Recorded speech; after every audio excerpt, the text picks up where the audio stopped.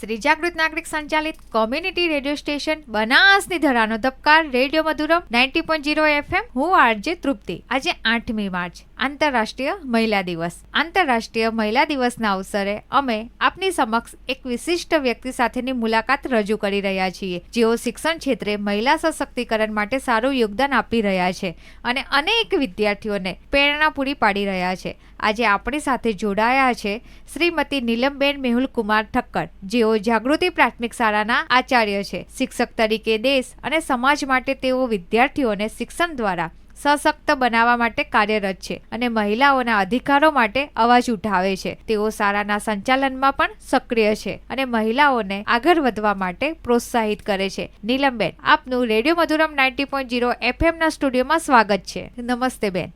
નમસ્તે તૃપ્તિબેન. બેન, પહેલા તો તમે શિક્ષણ કાર્ય સાથે ક્યારથી અને કેવી રીતે જોડાયા? બેન, હું આ શિક્ષણ કાર્ય સાથે 2007થી જોડાઈ, પણ એ દરમિયાન મારો સારો એવો સમયનો ગેપ હતો. જ્યારે હું ભણતી હતી 1996માં અને પછી મારા મેરેજ થઈ ગયા અને એ વખતે મેં TY પૂરું કર્યું અને એના પછી મેં 10 વર્ષ પછી મેં પાછું મારું ભણવાનું ચાલુ કર્યું. અને એના માટે મને સૌથી મોટી પ્રેરણા મારી નણંદ અને મારા પતિએ પૂરી પાડી. ક્યાંક બેન હું ઘરે બેઠી હોય તો મને એમ થાય કે હું ભણેલી ગણેલી છું અને હું કંઈક કરું, પરંતુ પહેલાં એવું હતું કે એક તો ટેકનોલોજીનો અભાવ હતો, પછી બીજું કે આપણે કંઈક કરવું હોય તો આપણી જાતે કરી નથી શકતા. એવામાં મારા મકાનમાં મારા એક નણંદ રહેવા આવ્યા ઉપર જ, અને એમને મને આ એક પ્રેરણા પૂરી પાડી. તો જે કહેવાય ને કે મને બહાર નીકળવું તો પણ કેવી રીતે નીકળવું, તો એમને મને એક એમના મોટા બાપુજીના દીકરાનો સંપર્ક કરી આપ્યો અને જેઓ વિદ્યાભારતીની અંદર પોતે કાર્યરત હતા અને એમનું નામ હતું તરુણભાઈ ઠક્કર. અને એમને એમની સાથે મને સંપર્ક કરી આપ્યો અને એમને મને વિદ્યાભારતીના એક વર્ગની અંદર 21 દિવસનો જે વર્ગ હતો એમાં એમને મને એડમિશન અપાવ્યું. અને પછી એ એડમિશન લીધા પછી હું એ વર્ગ પૂર્ણ કર્યો અને જ્યારે હું વર્ગ પૂર્ણ કરીને આવી તો એ પછી મારા પતિએ બીએડમાં એડમિશન લઈ રાખ્યું હતું અને એમને ખૂબ ઈચ્છા હતી કે હું બીએડ કરું અને બીએડ કરી અને ભણી ગણીને કંઈક કરું. તો એમને મને સપોર્ટ કર્યો અને પછી હું બીએડ પૂરું કર્યું અને પછી હું આ શિક્ષણ ક્ષેત્ર સાથે જોડાઈ. બેન, તમે જાગૃતિ સ્કૂલ સાથે ક્યારે જોડાયા? હું 2008માં બીએડ પૂરું કરીને આવી મેની અંદર, અને જૂનમાં ઇન્ટરવ્યૂ હતું અને એ ઇન્ટરવ્યૂ મેં પાસ કર્યું અને એ ઇન્ટરવ્યૂની અંદર પછી મારું સિલેક્શન થયું અને હું 2008થી જાગૃતિમાં જ કાર્યરત છું. તો બેન, શું તમને બાળપણથી જ સપનું હતું કે આપ શિક્ષણ કાર્ય સાથે જોડાઓ? હા બેન, મને બાળપણથી સપનું તો હતું કે હું કંઈક ને કંઈક કરું એમ, પણ શિક્ષક તરીકે કામ કરું એવું મારું સપનું નહોતું. મારું સપનું એવું હતું કે મને પહેલાં તો ડૉક્ટર બનવાની બહુ જ ઈચ્છા હતી અને જો ડૉક્ટર ના બનું તો મને PSI બનવું હતું. પરંતુ જ્યારે હું 10મું પાસ કરી અને ઘરે ગઈ ત્યારે પપ્પાની પરિસ્થિતિ થોડી વીક હતી અને એ વખતે આપણે સાયન્સ લઈએ તો જેમ કે એની ફીસ વધારે હોય, ટ્યુશન ફીસ વધારે હોય, અને સાયન્સના 2 વર્ષ કર્યા પછી જે ડૉક્ટરનો કોર્સ કરવાનો છે એના માટે ખર્ચ પણ ઘણો હતો. તો એ ખર્ચને પપ્પા પહોંચી વળે એવા નહોતા. તો પછી મેં મારી આખી ફિલ્ડ હતી એ મેં બદલી નાખી અને પછી મેં કોમર્સ લીધું અને કોમર્સ કર્યા પછી પણ હું બહાર ભણીને આવી તો એ વખતે પણ પછી મારું ભણવાનું તો ક્લોઝ જ થઈ જવાનું હતું. એટલામાં વેકેશનમાં મારા ઘરે મારા માસી આવ્યા અને મારા માસી કે તું ભણવામાં હોશિયાર છે તો કેમ ભણતી નથી? તો મેં કીધું માસી મારે એડમિશન લેવું ક્યાં, મારે રહેવું ક્યાં? તો મારા માસી લોકો ડીસા રહેતા હતા. તો પછી મને વેકેશનમાં ડીસા લઈ આવ્યા અને એમને મને DNP કોલેજમાં એડમિશન અપાવ્યું અને મેં કોલેજનો અભ્યાસ પછી આગળ અહીંયા BAમાં પૂર્ણ કર્યો. અચ્છા. તો બેન, અત્યારે તમે જેમ કહ્યું કે તમારે આગળ અભ્યાસ કરવા માટે તમારા માસીના ત્યાં આવવું પડ્યું, તમારા માસીએ તમને સપોર્ટ કર્યો. તો અત્યારે પરિસ્થિતિ કેવી છે કે કોઈ છોકરીઓને ભણવા માટે ક્યાંય બહાર જવું હોય તે શું જઈ શકે છે? હા બેન, પહેલાં જેટલું ટફ નથી, કેમ કે પહેલાં તો કેવું હતું, અંતરિયાળ ગામડા હતા અને એ ગામડેથી બીજી જગ્યાએ આપણે ભણવા જવું હોય દૂર તો ચાલીને જવું પડતું. એ વખતે એવી સાધનોની કોઈ સુવિધા નથી અને શિક્ષણની શાખાઓ પણ આટલી બધી નથી. જ્યારે બેન અત્યારે તો ગવર્મેન્ટે પણ 1 થી 12 ધોરણ સુધી ગામડાઓમાં સ્કૂલ આપી દીધી છે. ઘણી જગ્યાએ તો રેસિડન્સી સ્કૂલો પણ આપી છે. તો એટલું બધું ટફ નથી અને સરકાર પણ બહેનોને, દીકરીઓને એજ્યુકેશન લેવલે આગળ આવે એના માટે ખૂબ જ સુવિધાઓ પૂરી પાડે છે અને એ બહુ જ સારું કાર્ય છે. તો ભણવા માટે એવું કશું છે જ નહીં. મમ્મી પપ્પા પણ અત્યારે તો એટલા જાગૃત થઈ ગયા છે કે પોતાનું બાળક ભણતું હોય તો સારી સ્કૂલમાં એડમિશન લેવડાવવું, પછી એને સાયકલની જરૂરિયાત હોય તો સાયકલ અપાવરાવે, સ્કૂટીની જરૂરિયાત હોય સ્કૂટી અપાવરાવે, અને હોસ્ટેલમાં જરૂરિયાત હોય તો બાળકોને હોસ્ટેલમાં પણ મૂકે છે. પણ મમ્મી પપ્પા પણ દીકરા દીકરીઓને ભણાવવા માટે ખૂબ જ પ્રયત્નો કરી રહ્યા છે. તો પહેલાં જેટલું ટફ નથી. અચ્છા બેન, તો સ્કૂલમાં પણ વિદ્યાર્થીઓને કંઈક શિષ્યવૃત્તિ મળે છે? હા, મળે છે ને બેન. એ પણ બેન કેવું છે કે જે ગવર્મેન્ટ શાળાઓ છે એમાં દરેક બાળકને શિષ્યવૃત્તિ પણ આપે છે અને યુનિફોર્મના પૈસા પણ આપે છે. પણ હું જોબ કરું છું પ્રાઇવેટ સ્કૂલમાં, તો ત્યાં પહેલાં બધા બાળકોને આપતા હતા, પરંતુ હમણાં જે ઓનલાઈન સિસ્ટમ થઈ છે એની અંદર પ્રાઇવેટમાં SC અને STના બાળકોને શિષ્યવૃત્તિ આપે છે. અને જો બાળકને આટલી બધી શિષ્યવૃત્તિ મળતી હોય તો હું તો એવું જ માનું છું કે ચોક્કસપણે દરેકે દરેક દીકરીઓએ ભણવું જ જોઈએ. વિદ્યાર્થીઓને સાયકલ પણ આપે છે સરકાર? હા, સાયકલ આપે છે ને. ધોરણ 8માં આપે ને ધોરણ 8માં ના મળી હોય તો 9માં આપે, કે જે દૂરથી આવતા હોય એ લોકો પોતે શાળાએ સરળતાથી આવી જઈ શકે. એટલે સરકાર પણ મહિલાઓને આગળ લાવવા માટે મદદ કરી જ રહી છે. ખૂબ જ મદદ કરી રહી છે બેન. મહિલા સશક્તિકરણ માટે શિક્ષણનું કેટલું મહત્વ છે? બેન, હું માનું છું કે મહિલા સશક્તિકરણ માટે શિક્ષણનું ખૂબ જ મહત્વ છે. કેમ કે એક ભણેલી સ્ત્રી એ એવું કહેવાય છે ને કે 100 શિક્ષકની ગરજ સારે છે.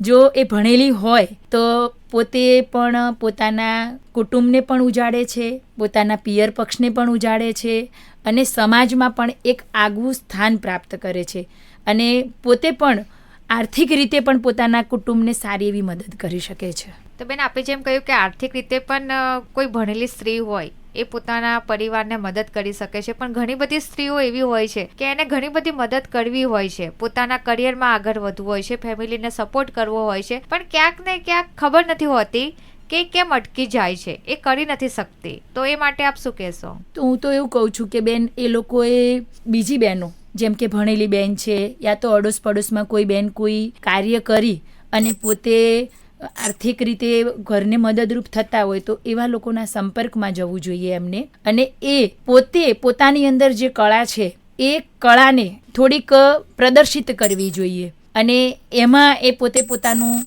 કરિયર બનાવી શકે છે. અને જો એમાં એમની ફેમિલીમાં જેમ કે પિતા છે, પતિ છે, ભાઈ છે, યા તો સાસુ સસરા છે, યા તો કોઈ દેરાણી જેઠાણી પણ હોઈ શકે, જો એ લોકોનો પૂરો સપોર્ટ મળે તે ખૂબ જ આગળ જઈ શકે છે. તો બેન, શું આપને લાગે છે કે હજી પણ આપણા સમાજમાં સ્ત્રી પુરુષ વચ્ચે લોકો ભેદભાવ રાખે છે? હા બેન, ચોક્કસ ભેદભાવ રાખે છે. હું કેટલીક જગ્યાએ જોઉં છું તો દીકરા અને દીકરીની અંદર ખૂબ જ ભેદભાવ રાખે છે. જેમ કે ઘણીવાર મમ્મી જ આપણને બચપનથી જ કહે છે કે તું છોકરી છે, તારે આ નહીં કરવાનું, તારે બહાર રમવા નહીં જવાનું, તારે આ જ ઘરના કામ કરવાના. જ્યારે દીકરો હોય છે તો એને બહાર રમવા જવાની છૂટ હોય છે, એને જેવો પણ પોશાક પહેરવો હોય છે એવો પહેરવાની છૂટ હોય છે, એને ઘરના કામ કરવાના નથી હોતા. અને એ પોતે દીકરો છે તો એ સ્ત્રીઓ સાથે પણ વાત કરી શકે, પોતાના ફ્રેન્ડ સાથે બહાર પણ જઈ શકે, જ્યારે સ્ત્રીને આ બધી મર્યાદામાં રહેવું પડતું હોય છે. તો આ મને એક ભેદભાવ જેવું લાગે છે. ક્યાંક કોઈ સ્ત્રી કોઈ પુરુષ સાથે વાત કરતા કોઈએ જોઈ લીધું તો ખબર નથી અત્યારના લોકો કેવી માનસિકતા ધરાવે છે, તો ક્યાંય ના ક્યાંય એમના વિચારો પહોંચી જતા હોય છે. હા બેન, એ છે. પરંતુ એવું નથી હોતું કે કોઈ સ્ત્રી અને પુરુષ બંને વાત કરે છે તો એ એક જ વાત હોઈ શકે, એવું ના હોય બેન. ઘણીવાર તો એવું થાય કે એ લોકો પોતે બચપનમાં કોઈ એક જ શાળામાં ભણેલા હોય, એક સારી એવી મિત્રતા પણ હોઈ શકે. માનવતાની દ્રષ્ટિએ પણ પુરુષ સ્ત્રીને મદદ કરતો હોય છે. તો આપના મતે બહેન, સમાજમાં મહિલાઓનું શું સ્થાન છે? જો મહિલા ના હોય તો ઘણી બધી અડચણો ઊભી થાય. જેમ કે પહેલું તો મહિલા વગરનું ઘર જ ના હોય. કહેવાય ને કે પુરુષ તો કમાઈને આવે અને એ ઘર લઈ આપે, પણ ઘરને વસાવવું ને એ મહિલાનું કામ છે. મમ્મી પપ્પા પુરુષના, પણ એમનું આખો દિવસ દેખરેખ રાખવીને એ સ્ત્રી કામ કરે છે. એક બાળકને જન્મ આપે છે, એ બાળકનું લાલન પાલન કરે છે, પછી ઘરની દરેક જવાબદારી એ પોતે સ્ત્રી ઉઠાવે છે. જેમ કે સમયસર રસોઈ બનાવી, સમયસર ઘરના કામ કરવા, સમયસર પોતાના માતા પિતાને જમવા આપવું, સમયસર કોઈ સમાજનો પ્રસંગ હોય તો ત્યાં હાજરી આપવી, કોઈના ઘરે સમાચાર લેવા જવું હોય, ઘણીવાર એવા મરણના પ્રસંગ હોય તો એમને મળવા જવાનું પણ થતું હોય, તો આ બધું સ્ત્રીઓ થકી જ થતું હોય છે. તમે જે બેન કીધું કે એક સ્ત્રી અલગ અલગ પાત્ર જે સારી રીતે પોતે પાત્ર નિરૂપણ કરી શકે છે. એક સ્ત્રી હોય છે, એ જ્યારે જન્મ લે છે તો એ એના પિતા માટે એક દીકરી હોય છે, પછી એ મોટી થાય છે અને એને ત્યાં ભાઈ જન્મે છે તો એ ભાઈની બહેન પણ હોય છે. પછી જેમ કે પરણીને સાસરે જાય છે તો એક પત્ની હોય છે, પછી સાસુ સસરા માટે વહુ હોય છે, પોતાની દેરાણી હોય તો એની જેઠાણી બને છે, ઘણીકવાર જેઠાણીની એ દેરાણી બનતી હોય છે, નણંદ પણ હોય છે. અને હું માનું છું ને બેન કે સ્ત્રી દરેક પાત્રની અંદર એ બહુ જ સારી રીતે પોતાનું પાત્ર નિરૂપણ કરતી હોય છે. તો બેન, સ્ત્રી આટલા બધા પાત્ર ભજવે છે તો તેમણે પોતાના માટે સમય કેવી રીતે કાઢવો જોઈએ? હું એવું કહું છું કે ઘણીવાર તો એટલા બધા ઘરના કામ હોય છે તો પણ એની અંદરથી પણ આપણે આપણા પોતા માટે ટાઈમ કાઢવો જોઈએ, કેમ કે આપણે પણ એક મનુષ્ય અવતાર છીએ.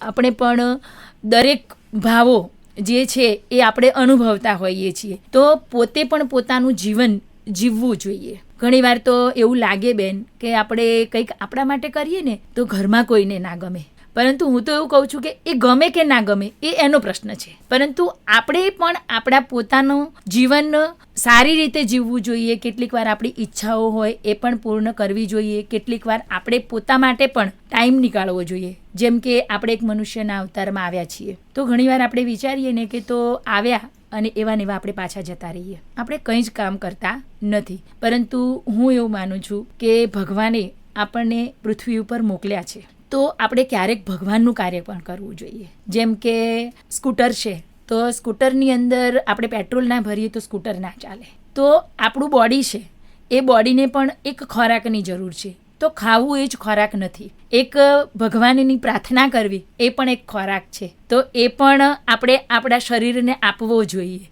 અને જેના કારણે આપણે એક બહુ જ સારું જીવન જીવી શકીએ છીએ. જેમ કે ઘણીવાર એવું થાય કે આપણને બહુ જ થકાન લાગતી હોય, યા તો આપણને શરીરમાં મજા ના આવતી હોય, તો ઘણાને એવું હોય કે પોતે એકાંતમાં બેસે, થોડોક પોતે એકાંતમાં બેસે ને તો પોતે ફ્રેશ થઈ જાય.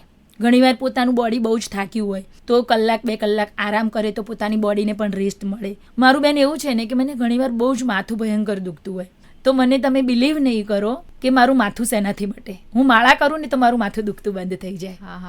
મને ગોળીની જરૂર ના હોય, પણ મને એમ થાય કે હવે મારે શાંતિથી ભગવાન જોડે બેસવું છે તો મને બહુ જ રિલેક્સ ફીલ થાય છે.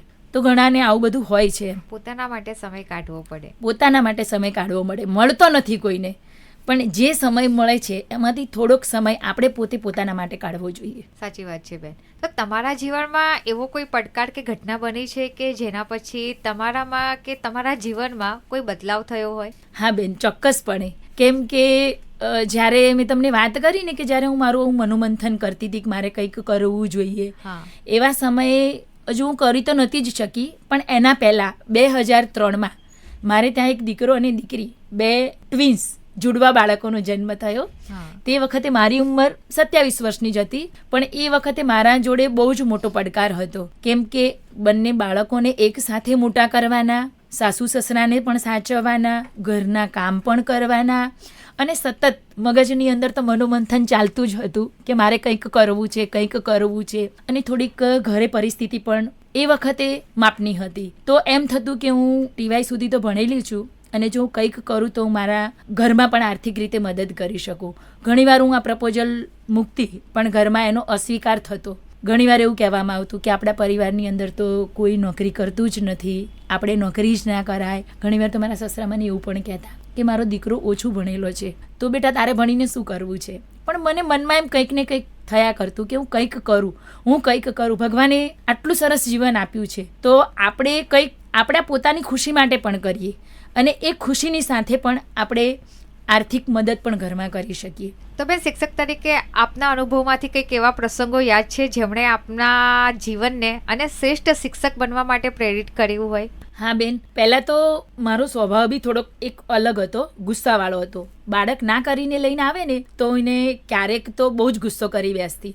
પછી ધીમે ધીમે મને એવું લાગવા લાગ્યું મારે ક્યાંક મારો સ્વભાવ બદલવાની જરૂર છે કે બાળક જે છે ને આ રીતેથી શીખે જ નહીં. તો બેન, મેં એક શિક્ષક તરીકે પણ કામ કર્યું છે અને એ વખતે જે મેં પાંચમા ધોરણનો ક્લાસ લીધો હતો અને એ વખતે હું જે ભણાવતી હતી અને એ મેથડથી બાળકોને મારી સાથે બહુ મજા આવતી હતી. પણ એની સાથે જે મારો ગુસ્સાવાળો સ્વભાવ હતો એ બાળકને જલ્દી શીખવી નહોતો શકતો. તો મેં ધીમે ધીમે મારા સ્વભાવમાં પણ સુધાર લાવ્યો. ઘણીવાર તો હું બાળકો સુધી જે ટાઈમમાં બેસતી હતી ને એ ટાઈમ કરતાં પણ વધારે ટાઈમ બેસતી અને એમનું જે વર્ક હોય હું પૂરું કરાવડાવતી. કેટલાક બાળકો તો એવા હતા કે બેન એમને વાંચવા લખવામાં પણ તકલીફ પડતી, પછી એને બહુ જ પ્રેમથી સમજાવતી. અને એવા બાળકોને પણ મેં એમને એવું કીધું કે બેટા તું બહુ જ સરસ કરે છે પણ તું ક્યાંક રસવઈ દીર્ઘઈ ભૂલી જાય છે. તો એ વખતે બાળકો બસ એકવાર રસવઈ દીર્ઘઈની ખબર પડવા માંડી અને પછી બાળકો ચાલુ થઈ જાય વાંચવામાં કડકડાટ અને એમને મારી જોડે ખૂબ મજા આવવા લાગી.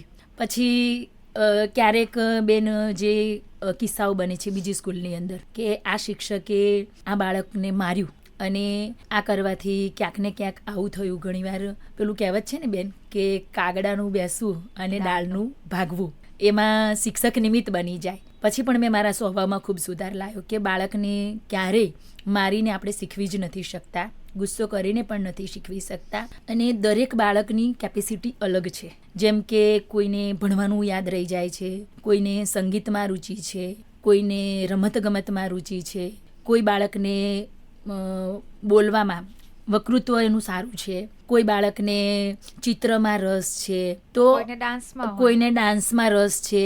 તો એવી રીતે એ બાળકને આપણે એ ફિલ્ડની અંદર એનું કેરિયર બનાવવું જોઈએ. ઘણીવાર એવું થાય કે બેન એ બાળકને કશું યાદ જ નથી રહેતું, યા તો એને એમાં ઇન્ટરેસ્ટ જ નથી પડતો. મમ્મી પપ્પાની પણ અપેક્ષાઓ એવી હોય કે મારું બાળક આ જ ફિલ્ડની અંદર આગળ જાય. અને ઘણીવાર બેન તમે જુઓ છો કે એ ફિલ્ડની અંદર એ બાળકને આપણે જબરજસ્તી મોકલીએ ને તો ક્યાંક આપણે બાળકને ખોઈ બેસતા હોઈએ છીએ અને બાળકની આપણને ખોટ વર્તાતી હોય છે. તો અત્યારે તમે જે બેન સ્કૂલમાં જાઓ છો તો ત્યાંના કોઈ યાદગાર પ્રસંગ કે એવો કોઈ અનુભવ તમારો? હા બેન, ઘણા બધા. કેમ કે ઘણીવાર કેવું થાય બેન કે હું મોડી સ્કૂલ પહોંચી હોઉં અને કદાચ રિસેસ પડી ગઈ હોય તો બાળકો મને જોઈ અને દોડીને મારી જોડે આવે. કેટલાક બાળકો મને નમસ્તે કહે, કેટલાક બાળકો મને પગે પડે, કેટલાક બાળકો ગુડ મોર્નિંગ કહે, પછી કેટલાક બાળકો તો મારું ડ્રેસિંગ જોઈને મને ઘણીવાર એવું પણ કહે કે બેન તમે આજે બહુ જ સરસ લાગો છો એમ. પછી ક્યારેક ફૂલકાઓ પણ સરસ લાગતા હોય તો હું પણ ઓચિંતાની બોલી જાઉં કે બેટા આજે તું બહુ મસ્ત લાગે છે. તો કેટલાક તો બાળક નાસ્તાનો ડબ્બો લઈને આવે કે બેન તમે મારામાંથી થોડોક નાસ્તો લો. તો એ જે ફિલિંગ્સ છે એ એકદમ બહુ જ એટલે બહુ જ અલગ જ ફિલિંગ છે. અને મને ખરેખર રજાઓની તો એ દિવસે પણ મને એવું લાગે કે આજે સ્કૂલ ચાલુ હોત તો સારું હતું. અને બેન વેકેશનમાં હું ઘણીવાર ઓફિસમાં બેઠી હોઉં તો જ્યારે રજાઓ ચાલતી હોય તો બાળકો સ્કૂલે ના આવે તો બિલકુલ સ્કૂલમાં મને રોનક જ ના લાગે. મને એમ લાગે કે ના બાળકો વગર કંઈ જ નથી. બાળકો વગર તો આમ કેવું ભેંકાર લાગે આપણને. તો જે બાળકોવાળી ફિલિંગ્સ છે ને તે શિક્ષક માટે અદ્ભુત છે. જેમ કે બાળક છે ને એ શાળાનું હૃદય છે અને હૃદય ના હોય તો જીવન નકામું છે એવી વાત છે. તો જો બાળક જ શાળાએ ના હોય ને તો બિલકુલ એટલે બિલકુલ શાળામાં ગમે નહીં આપણને. તો બેન આપના મતે સફળતાનો અર્થ શું છે? બેન મારા મતે તો સફળતાનો અર્થ એવો છે કે એકલા પૈસા કમાઈ અને જીવનની અંદર ખૂબ ઊંચાઈ સુધી જવું એ સફળતા નથી. સફળતા એટલે એમ કે બેન આપણી ઓછી આવક છે, આપણા પતિની ઓછી આવક છે અને એ ઓછી આવકમાં આપણે બહુ જ સારી રીતે ઘર ચલાવવું, બહુ જ શાંતિથી આપણા પતિ જોડે આપણે વર્તન કરવું. પછી બેન આપણા પરિવારને ઓછી આવકમાં પણ કેવી રીતે આગળ લઈ જવો એ પણ એક સફળ સ્ત્રી કરી શકે, યા તો પોતાની સમજણ હોય તો કરી શકે. ઘણીવાર તો બેન આવક વધારે હોય ને તોય બેન ઘણી બધી પુરુષને તકલીફ પડતી હોય છે. ક્યાં પૈસો આવે છે ને ક્યાં જાય છે એ જ ખબર ના પડે. એટલે કે એક સ્ત્રી છે કે જે આખા ઘરનું મેનેજમેન્ટ સંભાળી શકે. હા બેન, જો સ્ત્રી ના હોય તો પુરુષ જે કમાય છે એને કમાવાની જરૂર જ નથી. કેમ કે એ કમાય છે તો કોના માટે કમાય છે? જ્યારે સ્ત્રી છે ઘર લઈને બેઠી છે તો જ ઘરના ખર્ચા છે, નહીંતર તો કોઈ ખર્ચા જ નથી ને બેન. પુરુષ કમાઈને આપે, મકાન બનાવી આપે, પરંતુ એને ઘર બનાવે અને સજાવે એ સ્ત્રી છે. પુરુષ એના મમ્મી પપ્પા એ સ્ત્રીને આપી દે પણ એ સ્ત્રી એના મમ્મી પપ્પાને આજીવન સંભાળે છે. કેમ કે મમ્મી પપ્પાએ ખાધું, મમ્મી પપ્પાને રહેવાનું પણ સ્ત્રી જોડે છે, ઘરના નાના મોટા બધા કામ પણ સ્ત્રીને કરવાના છે. સ્ત્રીને બાળકને જન્મ આપી અને મોટું પણ બાળકને કરવાનું છે અને એની સાથે બીજું ઘણું બધું સ્ત્રીએ સંભાળવાનું છે. તો સ્ત્રી ના હોય તો જેમ કે સંસાર પણ ના ચાલે. પણ પુરુષનું પણ એટલું જ મહત્વ છે બેન એની સાથે, કે સ્ત્રી અને પુરુષ બંને વગરની દુનિયા નકામી છે. સંપીને ચાલવાની જરૂર છે. સંપીને ચાલવાની જરૂર છે. તો બેન, આંતરરાષ્ટ્રીય મહિલા દિવસ પર આપ યંગ ગર્લ્સને અને મહિલાઓને શું સંદેશ આપશો? બેન, આંતરરાષ્ટ્રીય મહિલા દિવસના દિવસે હું યંગ ગર્લ્સ અને મહિલાઓને એમ કહું છું કે તમે તમારું જે ધ્યેય નક્કી કર્યું છે એ ધ્યેય પૂરું કરો, ઉચ્ચમાં ઉચ્ચ શિક્ષણ મેળવો અને એ શિક્ષણ મેળવી અને એ શિક્ષણનો ખૂબ સદુપયોગ કરો. અને જે મહિલાઓ છે કે જે ભણેલી નથી તો એ કંઈ પણ કાર્ય કરી અને પણ ઘરને મદદરૂપ બની શકે છે. જેમ કે ઘણી સ્ત્રીઓ આપણે જોઈએ છીએ કે નોકરી પણ કરતી હોય, એની સાથે ઘર પણ સારી રીતે સંભાળતી હોય. ઘણી સ્ત્રીઓ પાર્લર પણ ચલાવતી હોય, એની સાથે પણ એ ઘર સારી રીતે સંભાળતી હોય. ઘણી સ્ત્રીઓ ભરત ગૂંથણનું કામ કરતી હોય, કેટલીક સ્ત્રીઓ સીવણનું પણ કાર્ય કરતી હોય. અને જે સ્ત્રીઓને મશીન ચલાવતા નથી આવડતું, ભણેલી નથી, એવી સ્ત્રીઓ ઘણીવાર તો એવું લાગે ને કે બેન એમના પર અત્યાચાર થઈ રહ્યા છે, અને એવી સ્ત્રીઓ બીજાના ઘરે જઈ અને કચરા પોતું કરી અને પણ પોતાનું ઘર ચલાવતી હોય છે. તો મને ખરેખર જે બેન કચરા પોતું કરીને પણ ઘર ચલાવે ને એના ઉપર તો આપણને બહુ જ પ્રાઉડ ફીલ થાય, કેમ કે એમને કોઈનો સપોર્ટ પણ નથી મળતો અને તો પણ એ પોતાના ઘરને સારી રીતે ચલાવવા માટે એક એવા સારા ભાવથી કાર્ય કરતી હોય છે. ઘણીવાર તો બેન તમે જુઓ ને તો ઘણી સ્ત્રીઓ એવી આવે કે બેન હું મારા બાળકને સ્કૂલે મૂકી અને કામે જાઉં અને કામેથી આવીને સ્કૂલેથી બાળકને લઈ જાઉં. તો હું એવું કહું છું કે દરેકે મહિલાએ પોતે આત્મનિર્ભર બનવું જોઈએ, યંગ હોય યા તો મહિલા હોય.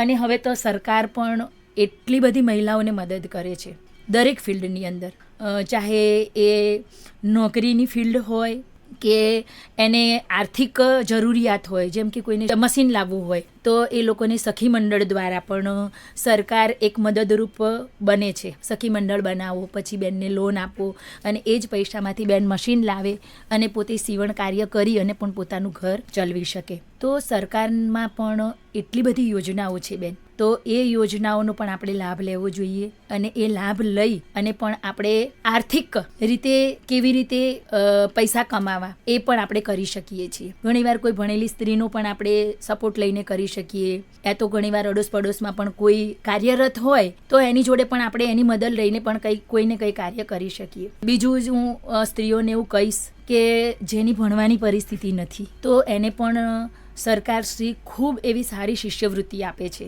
સાયકલ પણ આપે છે, યુનિફોર્મના પૈસા પણ આપે છે અને આજે જે ગવર્મેન્ટ છે એ પુસ્તકો પણ બેન ફ્રી આપે છે. તો હું એવું માનું છું કે કોઈ પણ મહિલાને શિક્ષણ મેળવવા માટે કોઈ તકલીફ નથી. અંતરિયાળ ગામડાઓમાં પણ સરકારશ્રીએ સારી એવી શાળાઓ શરૂ કરી છે જેમાં પણ આપણે શિક્ષણ કરી શકીએ છીએ. પછી જેમ કે KVB વિદ્યાલય, તો એની અંદર પણ આપણે બાળકને મૂકી શકીએ છીએ. અને હવે તો બેન સ્ત્રીઓનું નહીં, છોકરાઓની પણ ગવર્મેન્ટે મોડેલ સ્કૂલો ચાલુ કરી છે અને હોસ્ટેલ્સ ચાલુ કરી છે. તો સરકાર એકલી મહિલાઓ નહીં પણ પુરુષોને પણ ભણાવવા માટે પણ એટલી જ ઉપયોગી છે અને સતર્ક છે. અને એ સતત સરકાર પણ કહે છે કે તમે છેક સુધીનો અભ્યાસ પૂરો કરો, એમ ભણતર છોડો નહીં, તમે ભણતર ના છોડો. અને ઘણીવાર તો સરકાર બેન જેમ કે 2 વર્ષ પહેલાં એવું બન્યું હતું કે જે બાળકોએ 8મામાં સ્કૂલ છોડી દીધી હોય તો એવા બાળકોને શિક્ષકોને ઘરે ઘરે જઈ અને મોકલે છે અને એમને 9મામાં એડમિશન અપાવે છે. અને સરકાર પણ કાર્યરત તો છે જ અને મહિલાઓ માટે તો ખૂબ જ. એટલે મહિલાઓએ પોતે જાગૃત થવું પડે. જાગૃત થવું પડે બેન. અને કંઈક કરવું છે મારે એ પણ આપણે નક્કી કરવું પડે. આપણે કંઈ જ ના જ કરવું હોય તો આપણા માટે કશું જ નથી, બાકી કરવું હોય તો હજારો દરવાજા ખુલ્લા છે આપણા માટે. સાચી વાત છે બેન. નીલમબેન, આપનો ખૂબ ખૂબ આભાર. આપે જે મહિલા સશક્તિકરણ, શિક્ષણનું મહત્વ, નેતૃત્વ અને સમાજમાં મહિલાઓની ભૂમિકા પર આપના વિચારો હંમેશા શ્રોતા મિત્રોને કામ લાગશે. રેડિયો મધુરમ 90.0 FM એકવાર ફરીથી આપનો ખૂબ ખૂબ આભાર વ્યક્ત કરે છે. આભાર તૃપ્તિબેન. બનાસની ધરાનો ધબકાર રેડિયો મધુરમ 90.0 FM શ્રી જાગૃત નાગરિક સંચાલિત કોમ્યુનિટી રેડિયો સ્ટેશન. હવે મળશું નવા વિષય સાથે. સાંભળતા રહો રેડિયો મધુરમ 90.0 FM.